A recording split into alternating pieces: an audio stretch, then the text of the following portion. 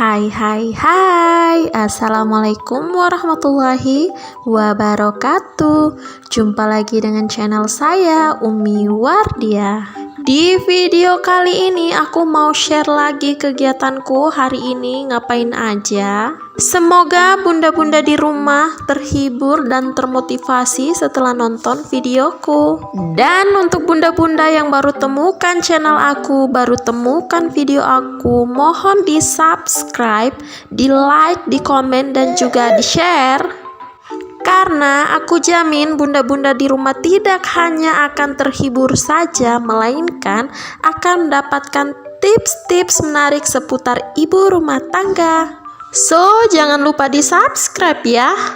Ini hari Selasa pagi ya bunda, maaf banget aku baru upload video karena memang aku baru sehat dan baru juga buat videonya ya bun. Jadi ini sebenarnya buru-buru. Tapi semoga bunda-bunda di rumah suka ya dengan video aku dan termotivasi setelah nonton video aku ya. Di video kali ini aku mau kasih tips seputar ibu rumah tangga ya bun. Dan tapi ngomong-ngomong maaf banget kalau bunda dengar suara anak aku karena aku ngedabing sambil jagain atau main sama dia ya bun. Tips yang aku mau share ke bunda-bunda sekalian yaitu gimana sih agar rumah terlihat rapi dan bersih sepanjang hari. Sebelum ke tipsnya aku mau next dulu di videonya. Ini aku lagi lipat pakaian yang beberapa hari kemarin suami aku angkat ya bun, karena kemarin aku kurang sehat jadi aku belum sempat ngelipatnya ya bun. Tips pertama untuk agar rumah terlihat rapi dan bersih sepanjang hari yaitu adalah kita membuat jadwal apa yang harus kita lakukan di pagi hari dan kita tidak menunda-nundanya.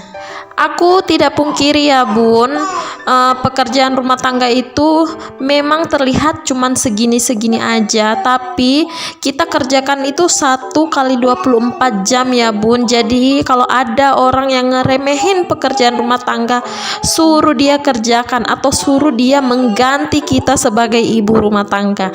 Coba kalau bisa, suami aku aja biasa kelelahan gitu, maksudnya dia lebih baik mengerjakan yang di luar, walaupun biasa suami aku kalau libur itu mencuci, nyapu, tapi tetap aja dia tidak bisa setelaten kita yang perempuan ya bun. Maksud dari tips pertama yang aku bagikan tadi, kita harus mengatur jadwal agar pekerjaan yang kita lakukan itu terjadwal gitu ya bun. Seperti aku pagi-pagi itu harus setelah bangun sholat subuh aku harus buat sarapan, karena ini sarapan dimakan untuk pagi hari, jadi aku buatnya pun harus untuk porsi aku bersama suami dan anak, dan aku juga akan membuatkan bekal untuk suami. Dan setelah itu aku akan nyetrika pakaian. Biasa aku juga langsung mandi ya, karena kalau biasanya aku nunggu anak aku bangun, aku agak susah kalau mandi ya bun. Setelah itu, setelah suami aku pergi kerja, aku baru deh bergegas untuk beres-beres rumah, karena biasa anak-anak juga belum bangun ya, jadi aku ngegas beres-beres rumah. Dari aku biasanya yang aku kumpulin dulu yang berantakan, aku kumpulin, aku beresin, kemudian aku nyapu, kamar-kamar aku bersihin, kemudian aku nyuci piring, dan itu biasanya selesai di jam 9 ya bun. Pekerjaan ibu rumah tangga terlihat seperti begitu-begitu saja, tapi jeda waktu yang kita butuhkan itu sebenarnya lama gitu ya bun. Kemudian jam 9 itu setelah jam 9 itu aku buat sarapan, buat makan siang, dan biasa selesainya itu di jam setengah 11 gitu ya bun. Kalau bunda di rumah yang merasa kalau membuat jadwal itu terlalu kayak membuat bunda agak ribet, bunda bisa mengaturnya jadi alarm di handphone. Aku juga selain membuat jadwal, aku juga membuat alarm di handphone ya bun.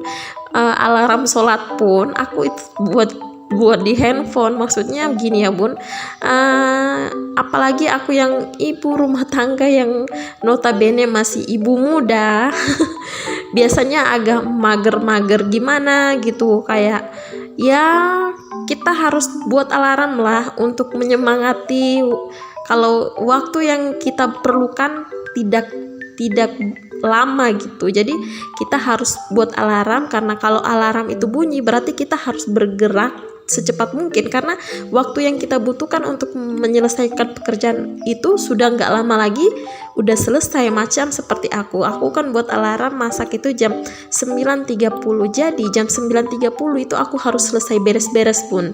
Jam 9.30 aku harus masak, jadi aku harus menyelesaikan pekerjaan beres-beres aku jam 9.30, karena jam 9.30 mulai dari jam 9.30 itu aku harus masak untuk makan siang, karena kalau aku melewati itu berarti aku udah nggak bisa beristirahat siangnya gitu, aku nggak bisa tidur siang gitu ya bun.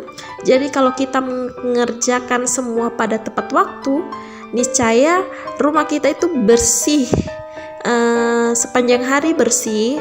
Walaupun apalagi kita yang ada anak-anak itu kan nggak mungkin bersih sepanjang hari ya bun. Tips yang kedua itu dari aku, kalau anak-anak main itu biarin aja dulu ya bun, biarin aja anak-anak main, hambur, pokoknya terserah ya.